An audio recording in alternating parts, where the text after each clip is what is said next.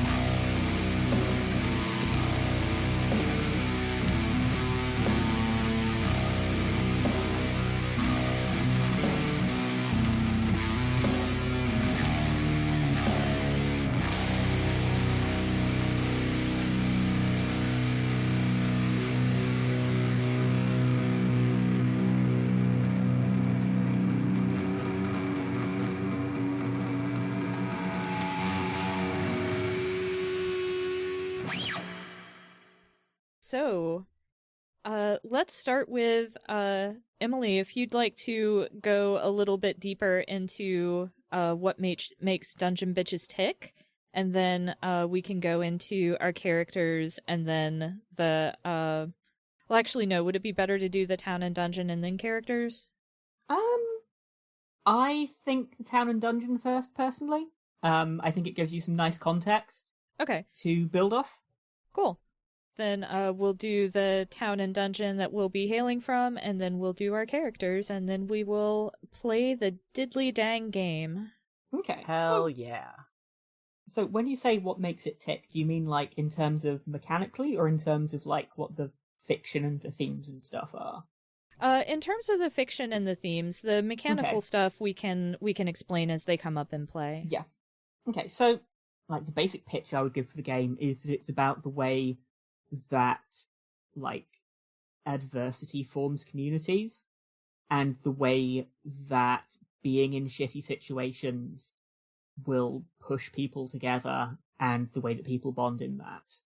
Like, it's really, really simple. Like, the heart of it is you have some people with terrible things happening to them, and you see if their connections to each other are strong enough to cope with that. Which, I mean, like, I think most queer people will get that dynamic, you know? Yeah. And, like, the standard gloss for the game is, kind of medieval fantasy, but I've seen it adapted to a lot of different settings. Really? Like, it can work in all kinds of stuff. Like, the core themes are always there. Neat. Good shit. Hell yeah.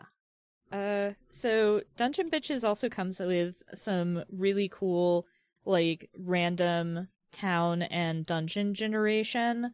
I'll end up posting the pictures on Twitter, but part of the generation involves literally dropping dice on a piece of paper and using that to kind of, like, figure out some of the potential relationships between forces in the town and the dungeon. So we got a pretty interesting town out of our town generation. So there are always a few features you can expect every town to have, namely an inn or hostel that travelers can stay at overnight, a tavern to go get drunk in, a local church with its appointed priest, and a local noble who runs this place through the application of wealth and force. And then we also have some other forces at play in the town, which include political radicals, wealthy merchants, a prominent citizen who's also secretly a kidnapper/murderer of women, and a well-armed militia, and a fundamentalist religious sect that is separate from the church in our town. That's fun. Yeah, it's fun. There's going to be schisms.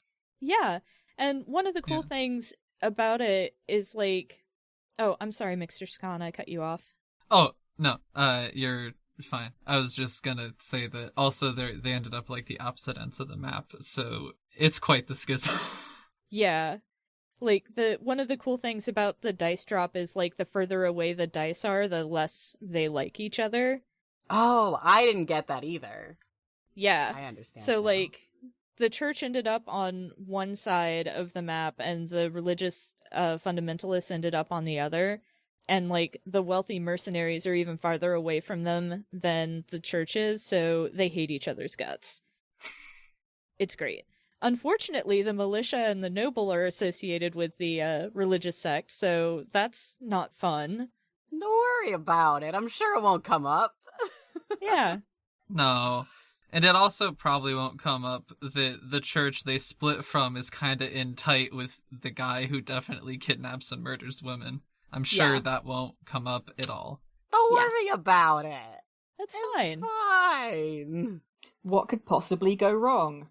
I'm looking at this map and already I want to burn everything. I know, right?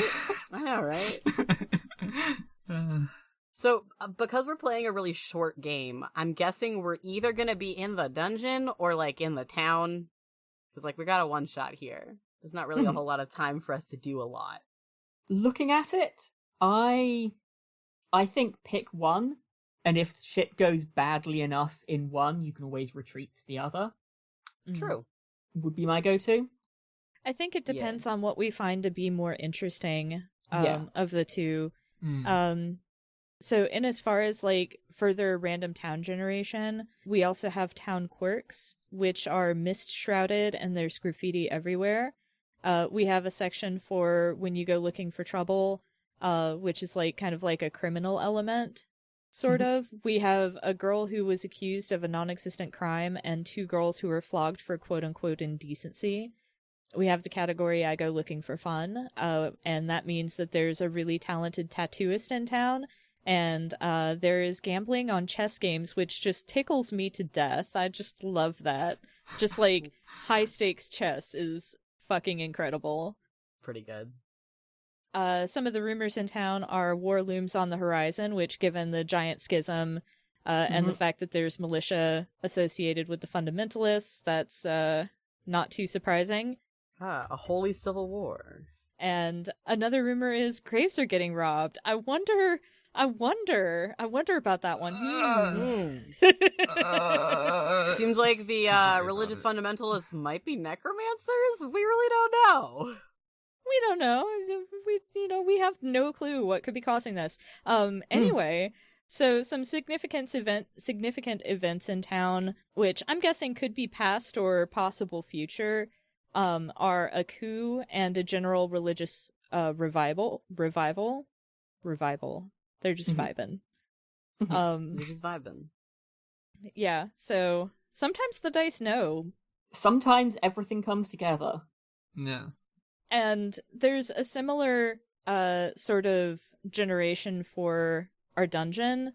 We have, at kind of like our top layer of our dungeon, we have the layer of a drake. And then the level below that, we have two separate areas where it's an abandoned mines and a tomb fortified to keep people out. And at the bottom of the dungeon, we have a sacrificial pit. And inside the factions inside the dungeon include a brood of vampires and shape-shifting spider puppet masters, which are both on the top level. And because there's not terribly much distance between them, they're okay with each other. They probably keep to their own separate areas.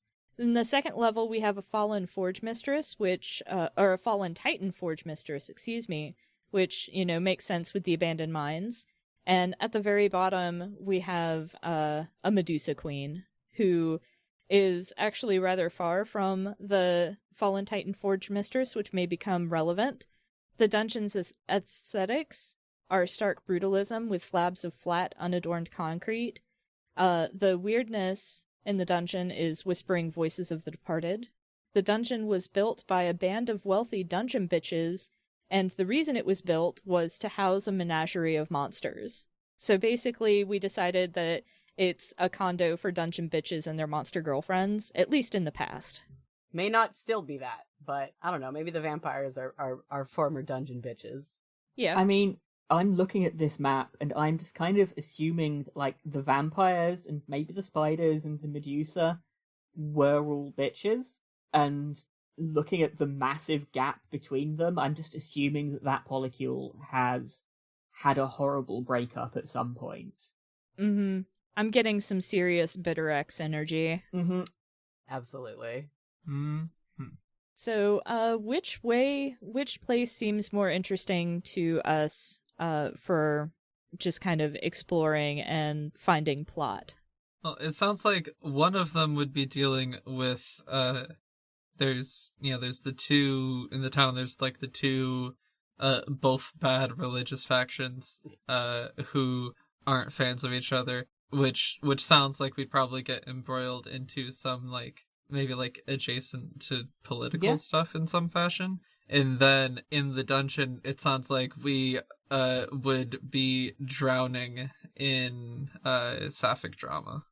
Yeah. And babes. Don't forget the babes. And babes. Yeah, true. Babes included. No assembly required. Like, I'm kind of looking at the characters that we've got, and we have two that are very, like, political, tied into human society characters, and two that are quite monstrous. So I can kind of see it going either way, and it becomes a matter of, like, who wants to be playing the fish out of water and who wants to be playing the people in their elements. Ooh, true. I don't mind playing a fish out of water. Yeah. Okay, cool.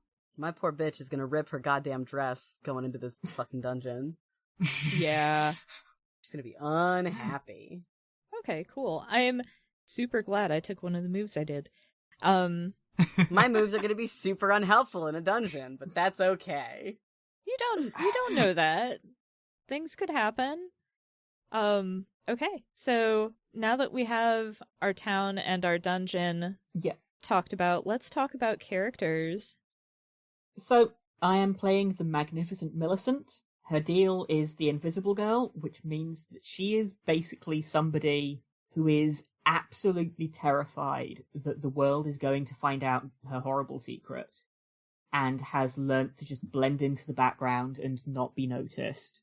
And in Millicent's case, this is because she is, like, she's part of the upper classes, and she's kind of posh, and she's kind of privileged, and she is entirely supporting this lifestyle by the fact that she is, like, a professional criminal. Like, she does a lot of, burglaries, she does a lot of daring robberies where she gets away with a mask and nobody knows who it was. And I reckon there's, like, rumours flying around, and nobody has connected, the mysterious criminal to the completely useless upper-class twit that nobody takes seriously. So she's very much a social comedian. Like, she's somebody who's presenting whichever face she needs to the world. Which means this will move on to her particular moves, where she has second face. That basically means she has an alternate identity she can assume that will give her massive bonuses to escaping notice when she takes this disguise up. And in this case, this is going to be like her criminal identity, where, like, when she puts the mask on and when she gets her crime clothes on, she can, like, blend in much more easily. She then has Wallflower, which means that when she's watching somebody and they don't realise they're being watched, she gets bonuses to get information on them. And lastly, she has Quietly Carefully, that means that whenever a scene is happening, she can just kind of choose to be there and, like, retroactively have been hiding there the whole time.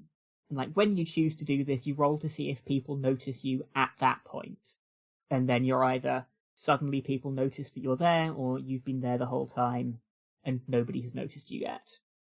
Then lastly, she has her sex move, which is basically whenever she ends up fucking somebody, like, because sex means different things for different people, it's going to have particular effect that reflects, like, who she is and what it means for her and how she relates to the people she's, involved with. And in this case, it lets her basically kind of expose part of herself that she keeps hidden to whoever she's with. And then depending on how this person reacts, either, like, she gets some benefits or they get some benefits and she gets hurt. So it's a little bit of a gamble trusting people with that. And that's Millicent. Awesome. Are we also reading out the questions that we answered for our character? Oh, yeah, the questions. Oh, yeah. That is a good point. Let me pull that up.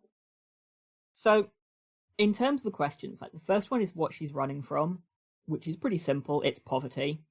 The second one is what taught her that she needed to hide, which is, like, the first time she properly presented herself to society and nobody noticed, like, that there was anything up with her, and she kind of got accepted because she realised that you can just pass yourself off as rich and people will go along with that. And then, like, what she wishes she didn't have to hide is her, string of torrid and intense romantic relationships that would, like, the scandal would ruin her. And then her relationships are, she has one of the merchants guild in town acts as a fence for her, and therefore, like, he knows what's up and knows who she is and uses that as leverage over her to get her to do stuff for him. And then the other one is Trash Victory, one of our other characters, relies on Millicent to smuggle alchemical drugs through to them. And this then brings us on to Trash Victory, who will explain more.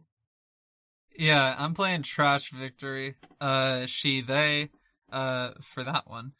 Her deal is that she is the beast, so she is something other than human from a long line of monsters that existed before humanity and will exist after them. They are running from that whole little group of the noble who runs the town, the religious fundamentalists, and the armed militia, who are all kind of allied together, because Trash Victory is a scavenger and was maybe eating some bodies that she found. Nice. Finders keepers. And didn't realize that these people who were recently exsanguinated maybe still had their murderers about, and who ended up being the militia who spotted her, and so she had to quite literally fly off. But she's pretty sure nobody saw what she looked like as a human, only as a monster. So she thinks she's safe from that, maybe, but still wary. I think I want to skip over describing what their true monstrous form looks like until the first time that they take it on in the game. Absolutely. Hell yeah. And keep everyone in suspense. But what mannerisms betray their real nature? Well, they're always hunched over. They have really bad posture.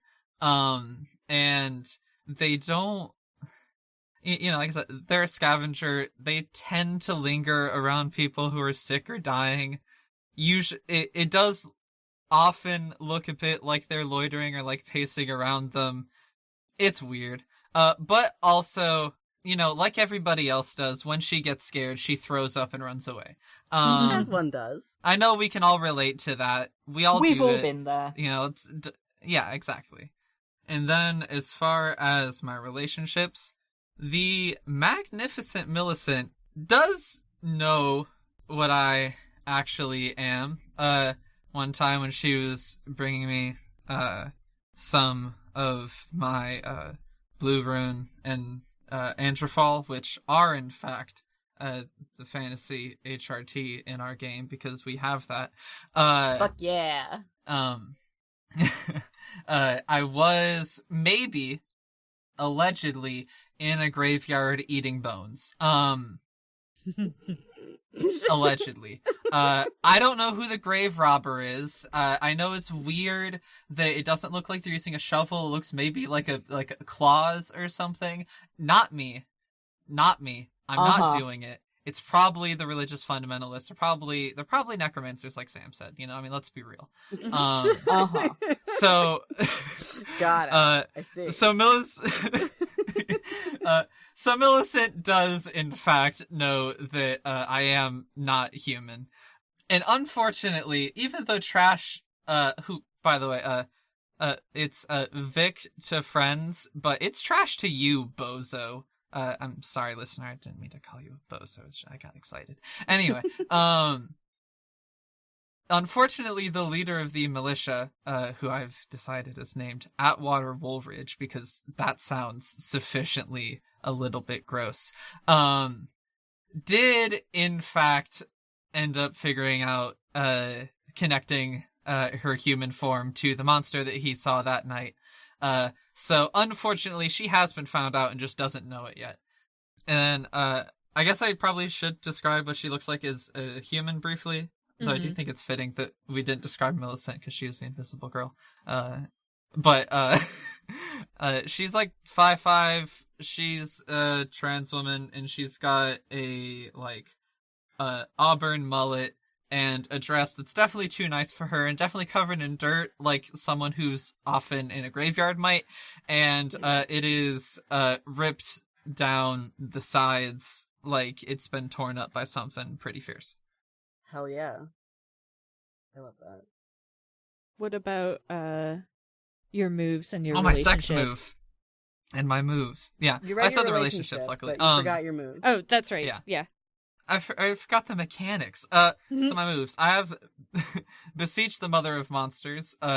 Basically, I can commune with my ancient, terrible forebear, and when I do that, to ask for guidance, I can ask for additional guidance, because this basically modifies a general move that everyone can use called Commune with Strange Powers, which lets you ask a strange power for guidance, essentially. And so when I commune with her, I can ask an additional question, but she does then give me a task to advance her monstrous agenda in the waking mortal world. And I do get punished if I do shirk that duty. Trash Victory, as the name might imply, is a little bit of a shit, but probably knows better than to go against what Mom says. When Mom is a giant monster who sleeps under the earth or whatever. I also have Hematophagy, which is a move that does let me drink blood and be pretty satisfied by that. Don't really need to eat or sleep or anything if I get some of that. It's the good stuff. I mostly eat bones, so it is an improvement. It's a nice little treat sometimes. And I actually can, if I feed on a willing victim, we actually grow closer together. And then in the form of a bond, which I guess we'll explain later when that comes up in the game, probably. And then I have the move Scream, which lets me scream. It's very loud. It hurts people's ears. And it probably breaks glass. Hell yeah. And then my sex move is called Erotic Adaptation. When I have sex with someone, after the fact, I get a semi-permanent +1 to whichever stat is their best stat. And I take on one of their characteristics, whether that be like physical or behavioral.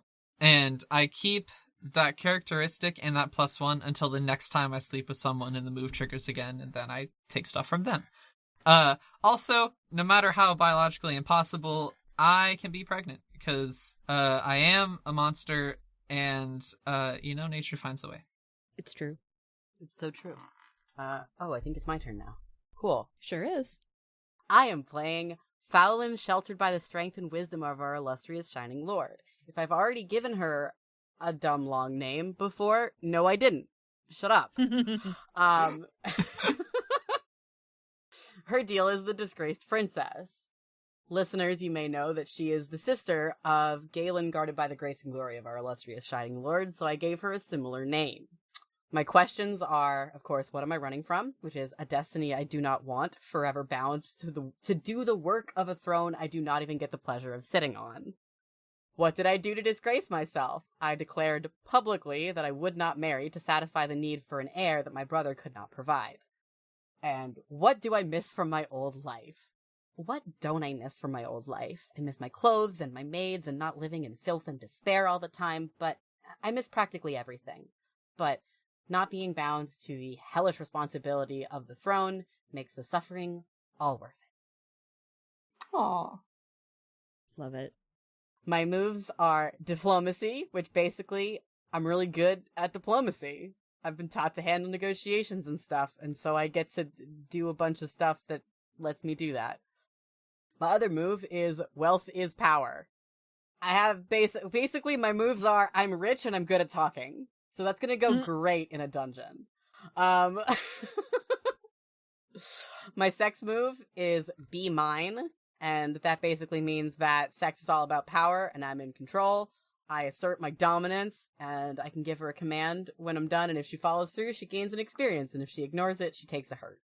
My relationships are, I think we said Millicent really, is kind of jealous of, I didn't write that one down, because we figured it out, like, right before we started recording. I mean, Millicent thinks you're amazing and wants to be you. Yeah, pretty much. And my second relationship is Galen, my brother, very much wants me to come back and keep doing his job for him. But I absolutely refuse to come home until our parents give up on me having, a kid, because he can't, because he's gay. And they're more accepting of him being gay than me being gay. Because, men. Double standards. Yep. Because he's their precious boy. Even though I'm the only person with any brains in this household. Yeah, well. That's why. And I will be playing Lothale Willowbow. She uses she or fae pronouns. Her deal is fae is the witch. What is she running from? The people who don't understand that I'm not lesser because my mother was a monster. And because I use old ways to help others. So I'm not taking the beast deal. because my character is more about kind of like prejudices about using old knowledge and old wisdom to do things. But I am still half monster. One of my mothers was a tree monster. The other of my mothers was human, and so I have to hide my monstrous things. And so I am more at odds with my monstrosity than Trash Victory is. What secrets do I know? I know the name of the mistress of the noble in town because she has come to me for reproductive aid before. And what have I sacrificed for my power? It's my home. Basically, I got ran out of my hometown, both for being a witch and being part monster. I can never return, I can never see my mother again, and I can never be innocent. My moves are witchcraft, which allows me to gain access to a certain number of spells, including glamour, animal tongues, shroud, second sight, shape-shifting, psychometric reading, or psychometric sounds easier to pronounce, reading, and repellent ward. But I also have an extended repertoire, which means all of those spells are available to me instead of just the basic 3 that we start out able to cast as a witch. And the other move that I have is Monstrous Sympathy. My place outside society has its perks, bringing me closer to the more monstrous powers in the world. When I parlay with them, that closeness lets me empathize where others would only be left in amazement. And I'm attributing that to the fact that I am half monstrous myself. Mm-hmm. So, there are alternative moves to sex moves because Lothalai she doesn't fuck. So, I took an intimacy move for her, and the intimacy move is I know you. I get a brief flash of insight into my companion and her place in the universe. I know the proper signs and symbols to invoke when I want to use subtle magic on her to her benefit. And that's got some nifty mechanical bonuses for helping others, so it's cool. Yeah. And then I think, just to cut in really fast on the intimacy moves, just like with the sex moves, they trigger when the person who has them says they would, because what would count as like an important and close intimate moment is going to be different from person to person. But ace people can still have important connections. Yes. It's very good. And as an ace person, I do appreciate the inclusion of this, so it's good stuff. Oh, thank you. So for my relationships, another dungeon bitch has shared an intimate secret with me. I know that Trash Victory is a grave robber. What? Well, okay. I'm not saying I saw Vic somewhere, but I'm not saying I didn't see Vic somewhere. Fuck. Well, actually, I don't know. Are Lothalai and Trash Victory on Vic terms? Okay. I think they're on Vic terms. I mean, if I have come to you for some one-on-one monster therapy and admitted that maybe I steal bones and put them in my mouth, then I feel like you can probably call me Vic. I feel Sounds like good. Yeah. And somebody taught me my magic who. Was she benevolent or using me as a pawn? Whatever the case, she gets 2 bonds on you. And my education started with the old quote-unquote hag called Dara, who lived at the edges of my hometown just like we did. She was kind to me when others weren't, and she just wanted to have a legacy because her children had abandoned her. And I think they abandoned her because she too was a witch. Mm-hmm. So. Mm-hmm. All right. So, I think the question now, for me at least, is like, because this is a one-shot, I think we want to have like one thing that we are trying to do, and we'll either like burn through and manage that, or fail disastrously and delightfully by the end of the session. So like, what do we reckon would be an interesting goal that we're working towards? So here's my pitch, and feel free to shoot it down, but we've got a sacrificial pit at the bottom of the dungeon. We do indeed. And we also have somebody who eats bones. So I think it may be one of those things where the graveyard has become too hot, and so we need to find another place for Trash Victory to be able to have a meal.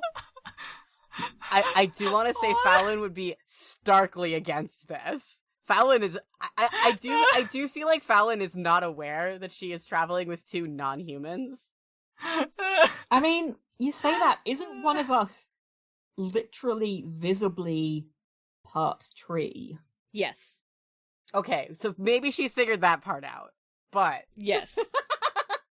I kind of like the idea of like, well, that's an amazing thing you've done with your hair. How did you get all those leaves in it like that? Yeah. Or she's like, you're corrupted by your magic. That makes sense. Uh-huh. Yeah. Well, you know, Faye's tall, so, you know, you go walking into the woods and some sticks and leaves, you know, you're just gonna get bopped and they might get stuck up there. It's fine. Yeah. Don't worry about it. Yeah. We could also tell Fallon that we have other motives and then keep the bone motive on the down low, because there's also a Medusa Queen down there we could have heard rumors about.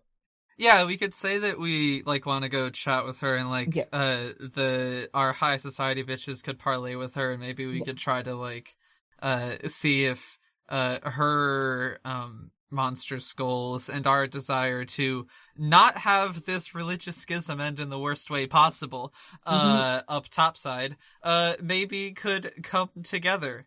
Yeah, and that could be another reason to go down to the dungeon, the same sort of area. Like, the other thing which I'm obviously thinking here is, like, Millicent has an instant hook to do anything of just, like, yeah, her merchant fence / blackmailer wants something, chop chop, go do it.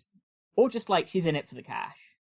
Yeah. I feel like as soon as somebody goes, hey, do you want to go down a dungeon, Millicent's going to be like, well, you know, it is full of treasure.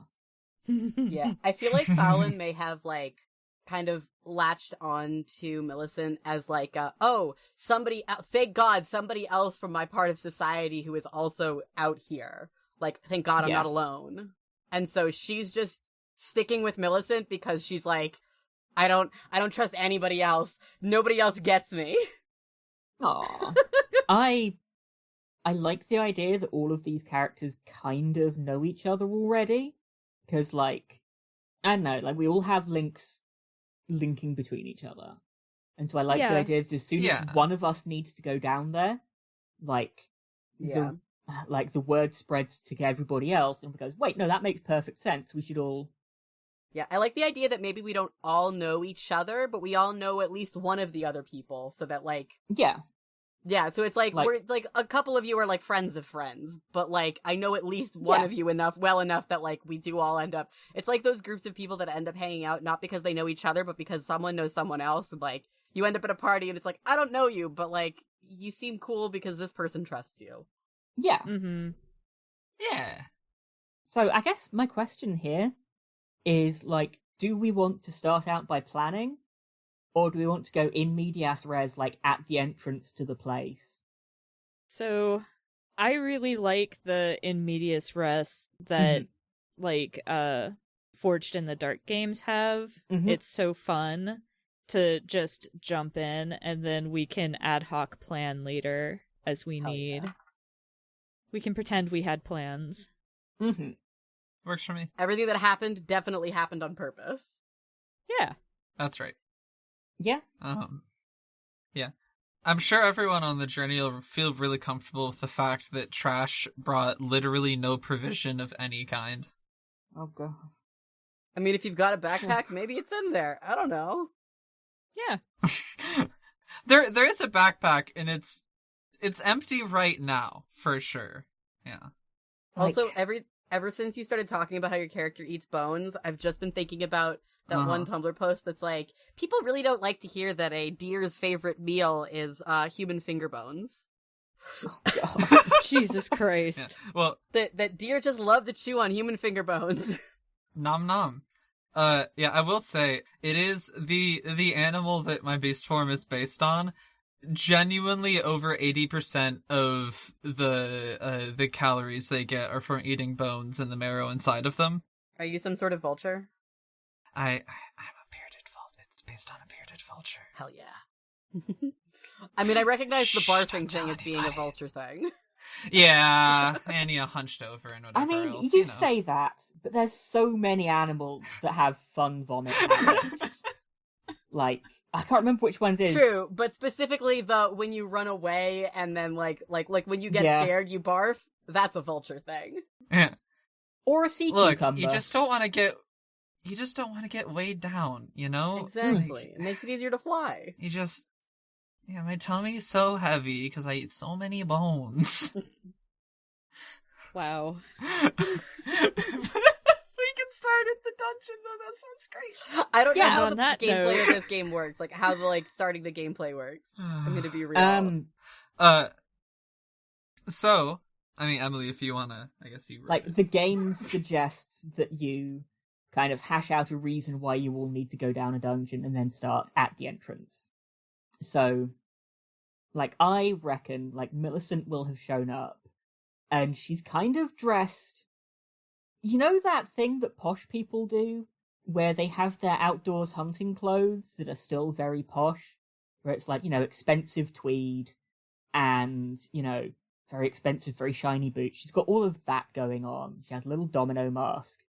And, like, her backpack, you can kind of see that she has brought wine and cheese rather than useful supplies, and thinks that she is here for a jolly good time and won't this be sporting.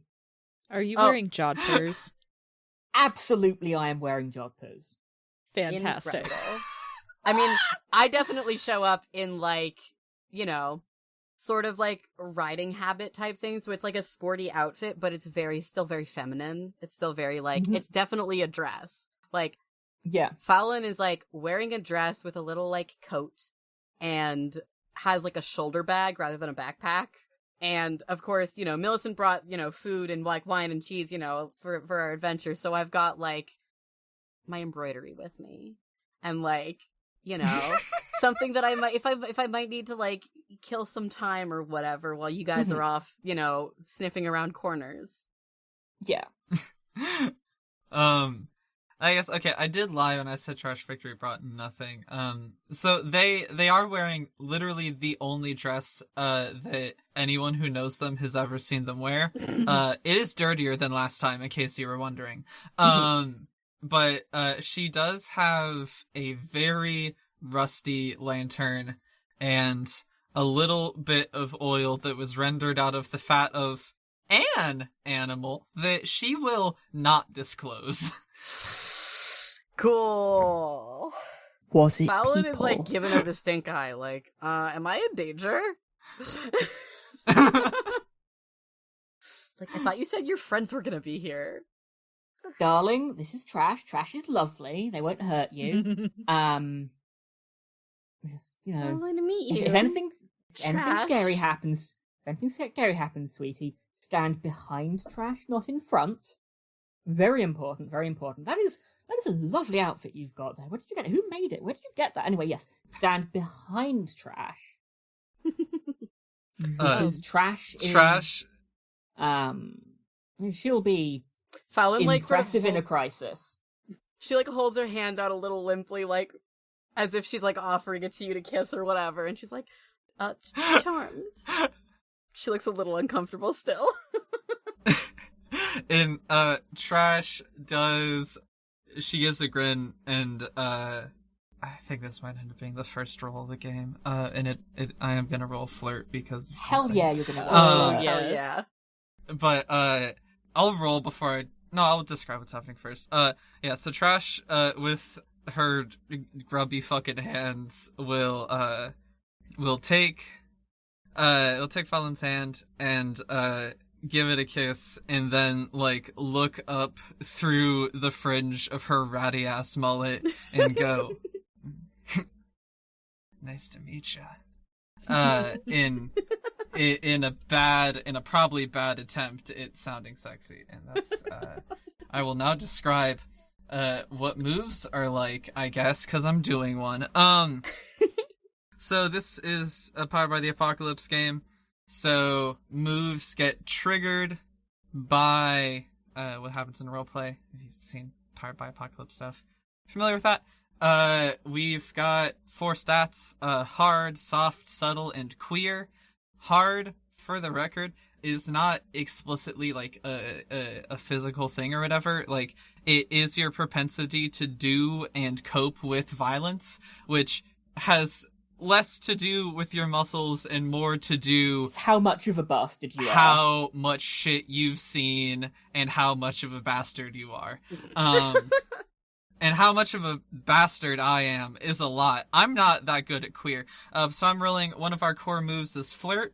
So I'm gonna, which is a queer move, so I'm gonna add my queer stat, which is -1, rolling 2d6. Hey, I got a success. Wow. Nice. So on a success with flirt, and this is kind of an important thing for us, is that I am not the one who chooses the outcome of the move. It's the person who's being flirted with, because consent's important. So That's cool.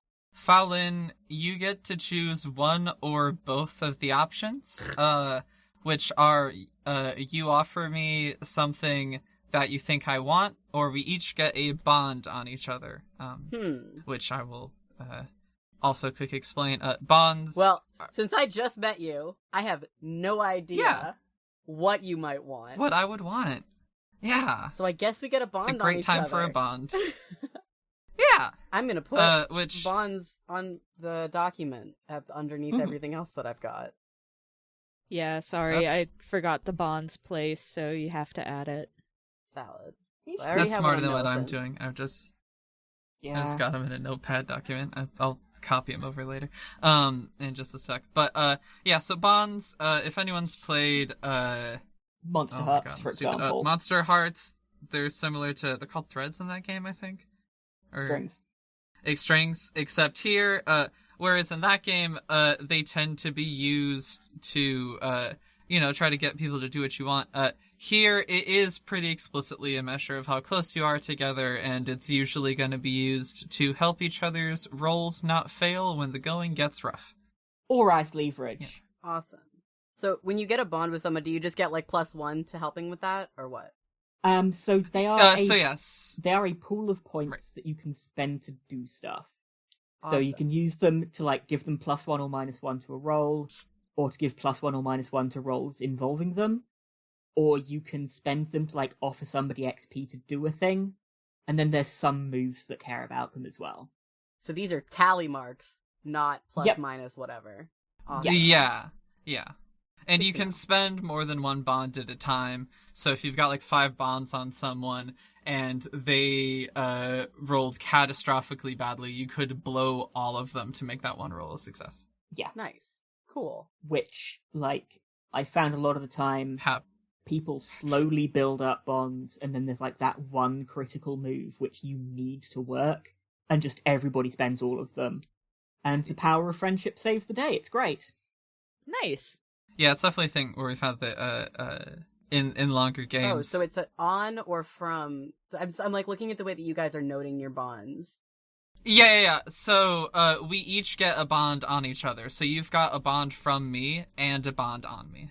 Perfect. So should I be marking down that I have bonds from and on people, or should I just mark which ones I have on? Yeah. We tend to mark them, and then just obviously if they spend it, then you also mark that they don't have that on you anymore. Awesome. But it's just easy to keep track of that, or easier to be able to see it on your own sheet. Yeah. But yeah, we've definitely found that this won't happen. This is a one shot. But in longer games, sessions tend to kind of alternate between downtime, like. We had a literal Hot Springs episode in the first Oh my God. test game, and then sessions where shit hits the fan and every bond gets spent and people get hurt in permanent, serious ways, and then you cool off again before things get too bad. Yeah. Anyway, what's Lothalai? What are you up to at the dungeon entrance? So I think I'm probably like the last to come, and I have a pack that not full to bursting or anything, but I've got a fairly large pack because I'm like 6'5" or 6'6", and Hot. I'm not wearing like my scarves that I usually wear to kind of like obscure the fact that my hair is mostly leaves because we're going dungeoneering. And I'm just like, okay, so you succeeded on flirting, and so instead of rolling my eyes at you flirting, I'm just kind of like, I arch an eyebrow because I can't quite believe that worked on Fallon because she looks like the type of person that it wouldn't work on. Oh, absolutely. But- Yeah, no. I mean, like, she also was like she was charmed sort of against her will there. She was like, all right, okay, that was a little charming. Mm-hmm. But she still kind of flinches a little bit when your, like, dirty hand touches hers. Yes. Trash's grin gets much bigger, and they give a wink and feel pretty satisfied with a disgruntled shit. Alright. The longer we're in a cave together, the longer she's confident you'll start to maybe see something charming in this very, very dirty woman. God. Like, Fallon is definitely the kind of person who would, like, touch something wet in the sink and, like, screech and be like, oh, what is that? What is that? What is that? Oh! Yes. Oh, goodness. I think maybe I put a hand on Trash's shoulder, and I'm just like, all right there. We've got a job to do, not people to do. I not so discreetly, like, wipe my hand off on a handkerchief when you take your hand away. Oh, God. I tuck the handkerchief into a separate pocket for dirty handkerchiefs. Oh my God. Look, Loth, here's the thing. Is that... I'm gonna call... Anyway, I can multitask, alright? I can do things and people. It's fine. Simultaneously. Simultaneously. Also, do you want to carry my lantern? You are, like, so much taller than me. I look lawful. I like up and down, very far up and very far down. But, like, a whole once over, but like craning my head up to look at you because you're tall. I think Lothalai looks at Vic and is just like, I really don't like fire, but I will hold the lantern for you. And then right. Faye takes the lantern in one hand, but just like holds it out really far and like pinches it so it's just like Fair fingers are as far away as possible from the flame. I'm gonna just like take a look at that and be like, we're still outside, right? We're still just like waiting around at the entrance. Yeah, I just didn't want to a little bit out of character. I am not good at spotting things. So Trash probably should not be the one on point. No, that's valid. So valid. I was actually gonna say that Fallon sort of like sees how tentative Loth is about like holding that lantern and is like, hold on a moment. And she like goes off into the trees to find like a long-ish sturdy stick to like tie the lantern to. I take that stick and I hold it. Like, I don't hold it way out, but I do hold it. And then I kind of, like, extend my hand to Fallon, and I'm like, thank you. I'm Lothalai. I really appreciate that. You might be able to tell I don't like fire that much. And I gathered. Kinda... The leaves in your hair are very pretty. How do you get them to stay like that? Sometimes I just wake up and they're like that. Huh. Interesting. Anyway. No elaboration. She thought that they were like you were wearing like a flower crown or something of leaves. No. It's genuinely more like, I rolled through leaves. Incredible. I love it. We all gotta do it sometimes. Sometimes this is what you gotta do. Yeah. So with running through the dungeons out of character before going to a scene, I think usually the move would be we can roll up some stuff if we want, like dangers or events when we go somewhere. And if there's like a monster or something, we can roll up on the monsters and see what's going on if we want to just leave stuff random. Or we could also just kind of decide what the rooms we're going into are like and describe our scenes. And also, we definitely can just skip forward to like important parts of the dungeon and kind of ignore the intermeaning. Yeah, like a lot of it's an empty corridor and it's boring, just skip that, A montage happens and then... I think like some description of montage parts of like how our characters are moving is interesting, but like otherwise, Yeah, like I reckon... That's a question. Has anybody here been in the dungeon before? I mean, Fallon certainly hasn't. Has Trash been to the dungeon? Let me remind myself of what the shallow stuff's like. You know what?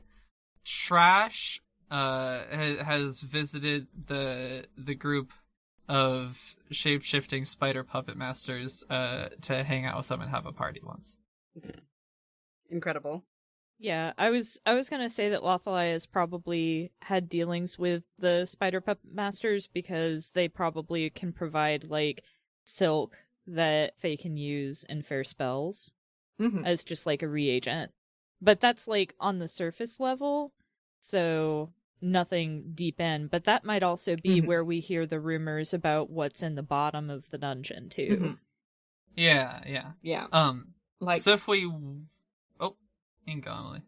Like, I definitely feel like Millicent is, like, she's probably ventured in a little bit because, tomb robbing is fun.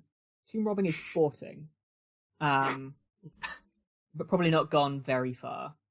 Is this a tomb? Part of it's a tomb. Yes. Oh, that's right. Part of it is a tomb. That's true. Forgot. Yeah. So if we want, we could just montage our way to the spiders and have a scene there, kind of talking to them some and getting our bearings. Yeah. Absolutely. I like that. During this montage, Fallon is like very carefully like tiptoeing around things that look gross. Like she's definitely like, picking her steps very, very carefully in her like fashionable little booties. She's wearing like, 1.5 tall heels, low heels for the Yeah.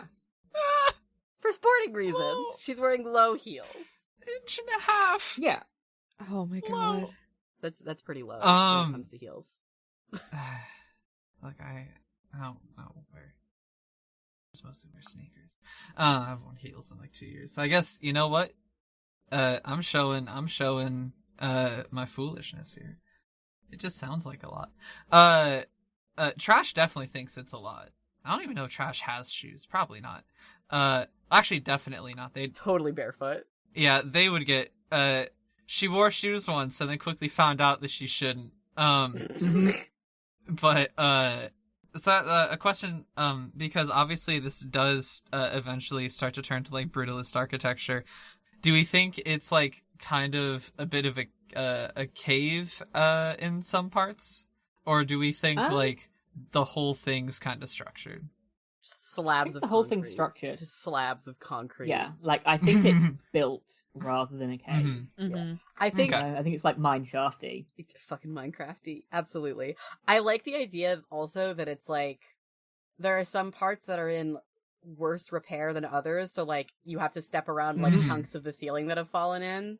But like the intended look of this place is very much like smooth concrete walls, or I guess like smooth magical stone walls. If we don't think concrete is a thing yet. quick question. Yeah. Do we have to get past the vampire broods to get to the spiders, or do we get to the spiders unhindered? Well, I mean, I guess it's up to us if we think that there is a passageway that just goes from the entrance to the spiders. Yeah, is it more interesting to deal with vampires, or are we not interested in that? I mean, I'm always down to deal with vampires. I don't know, maybe Garion's there. I'm just gonna start fanning myself.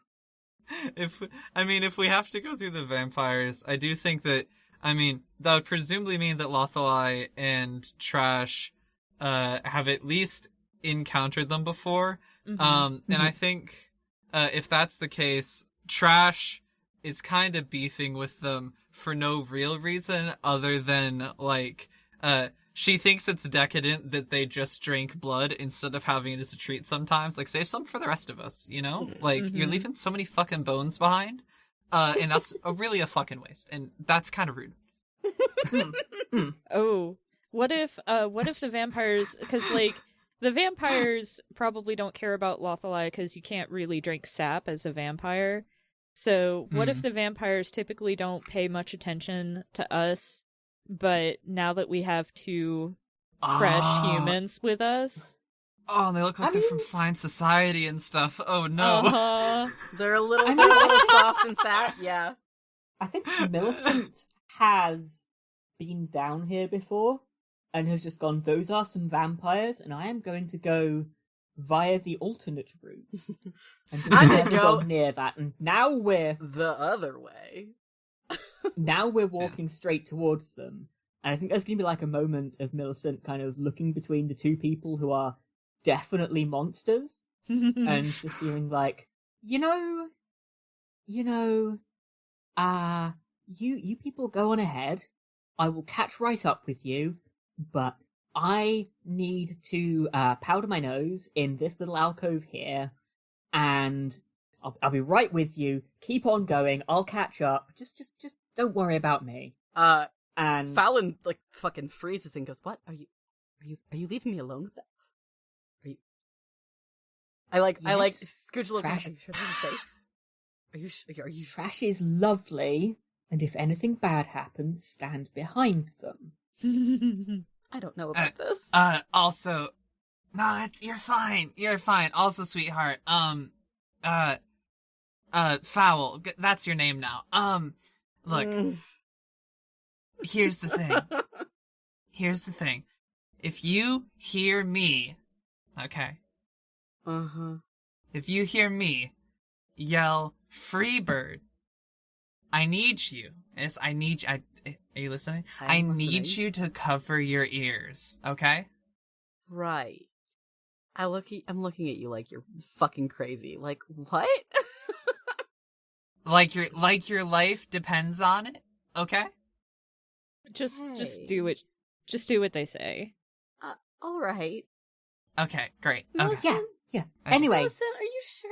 Are you sure you're... Yes, you go on ahead. I'm going to powder my Can I nose. wait with you? I'll avert my eyes. No, you can't. You'll only slow me down. Slow you down? What? I have a nose to powder. Chop, chop. Off. Go.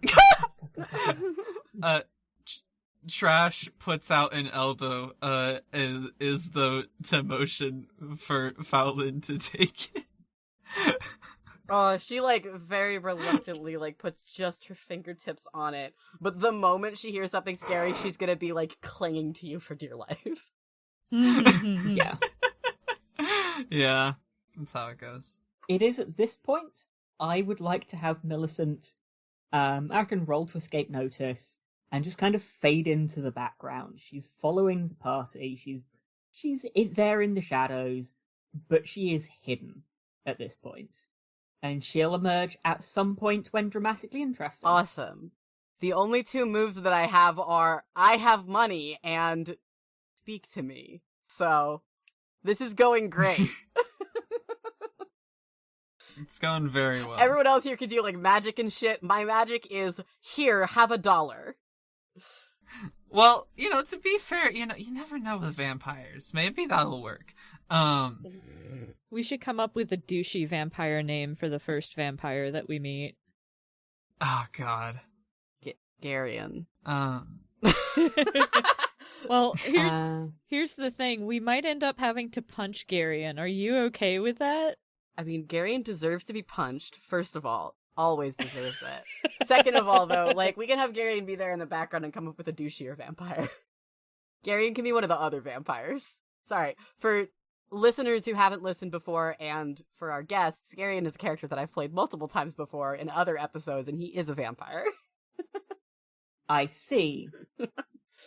Which is why I've been goofing.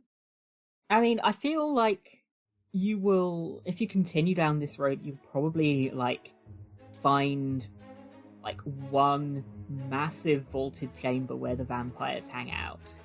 And they have, like, their own little alcoves in the side of the room where they rest.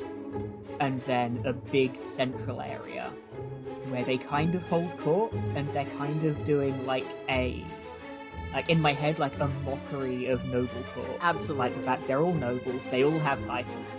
There's no peasants here. The peasants all die immediately. And it's very fancy. Yeah. I like the idea that they're sitting on a lot of, like, old stolen furniture. Like, this place is full of just, like, vaguely broken noble people's furniture and stuff, because, like, I like the idea. I've been watching a lot of Adventure Time. I like the sort of, like, Adventure Time vampires thing where they just sort of, like, float everywhere and are just generally kind of, like, vibing. Yeah, I can get with that. I love it. They're just kind of vibing. Oh, darling. Your couch is only from the 7th century. So new. But, like, I feel like they have, like, a herald or, like, a mistress of introductions or something like that. Someone with a little bugle to be like, yeah, who, like, is, I don't know, like, assuming the rest of you aren't trying to sneak past, will make a formal announcement of, like, you know, presenting 3 weird strangers to the court for their entertainment. absolutely. And then there's some bugle, and then we'll kind of motion to you to introduce yourselves, whilst just this room full of vampires just stares.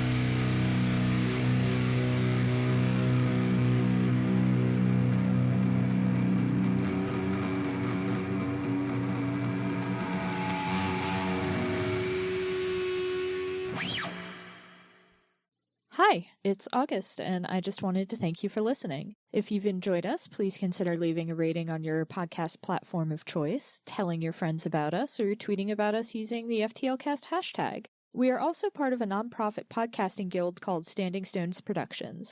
We do a variety of shows, including The Room Where It Happened and Dumb Kids Playing Hero, 2 actual play shows, and a Steven Universe discussion podcast called Gay Space Rocks. We also do live streams at twitch.tv/StandingStonesProd. You can keep up with everything that we do on Twitter at Stones_Standing. Unfortunately, Standing Stones was already taken. Your support means a lot. Thanks again!